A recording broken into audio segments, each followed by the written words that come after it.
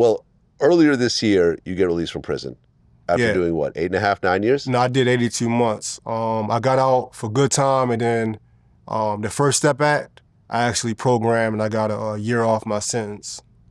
So I got out of federal prison January 11th, 2024. Just got released from off the ankle monitor last year, September 6th. How did it feel to actually walk out of that prison? Crazy. Didn't feel real. Didn't feel real.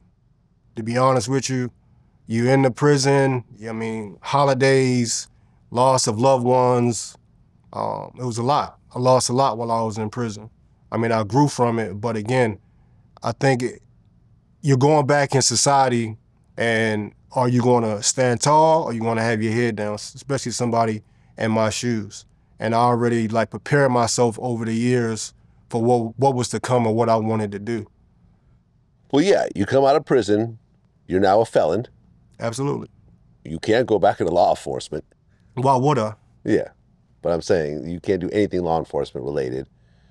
I mean, I guess you can do private security work. Yeah, but I think, Vlad, the backdrop is this wasn't about me being an officer. This was about me wanting to get from under my parents' tutelage. So if it was an engineer, that my friend was an engineer and he said, hey, this is an engineering internship, I would have went with it. This wasn't like, oh, I wanted to be a cop. No, the cop was, at that time, Crohn's. I get health insurance. I can get from doing my own thing, get my own apartment. So I'm not looking at it from an aspect of, I can't be a cop anymore. I feel like I looked at it from an aspect of, now what can I do with what I've learned? How can I impact people? What can I show people as far as felons, what to do when you do come home from prison? And these are the things that I've implemented now. Well, yeah, because you have to figure out what to do for income at this point. Since you're a felon, you can't get certain jobs. You can't get certain apartments or houses if you want to rent them. They can legally deny you for being a felon.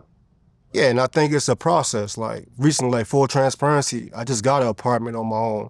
And again, I think a lot of brothers, whether if you have a big RICO case like me, or if you're struggling for coming from prison, I'm a living testament that you can do it. You just got to figure it out. There are a lot of ways that you can monetize: YouTube, podcasts, fitness, that you can actually elevate. I make more money now doing fitness than I've done working in law enforcement. Really? Yes, really. Including the robbing on the side, or? No, not including that. Not including that. I'm saying legitimately. Legitimately. I mean, and I think that's what's important. Legitimacy. I'm not, all the money and all that, we can talk about $500,000, $1 million. Again, it wasn't worth it. I lost my freedom. I mean, have there been times since you got out where, look, I can't get an apartment, I can't go back to my old job, maybe I'll go rob a couple people, I really know the streets, I know some people that I could probably get away, with this with. Have you ever thought about that? I think naturally, coming from where I come from, yes. Yeah. Those thoughts are going to come to your head, but I think what the biggest thing for me was my faith, and that's what changed the dynamic of my thinking. Yeah. And just realizing that, okay, if you did do that, you know what's going to happen. Right. They're not going to sit me down for 120 months. Oh yeah, they'll throw the book at you. It's over with. So again, and I've heard brothers and I've seen brothers come back in prison while I'm in prison, leave and come right back. Oh yeah. So again, it's not worth it. But again, I'm not going to sit here and lie to you and say these thoughts haven't come to my head. Unfortunately, I've interviewed a lot of people that went back to prison. Yeah. People like Blue Boy who, were involved in 3 different murders. They finally get out. Then situation happens. They shoot somebody, and then that's it. They're probably back forever. I think the biggest thing is how you get caught up is getting caught up with the speed of the world. So when you locked up in prison, everything stopped. You're in your own world. You're in your own island. I was struggling, Vlad, when they said, hey, G, you're going to have to say this your home. Hell no, this is not my home. My home is where I live at, the properties that I have. But once I embrace it, this is what it is. Once I embrace, I am a convicted felon. How can I elevate from here? That's when my mind state began to change and I began to evolve.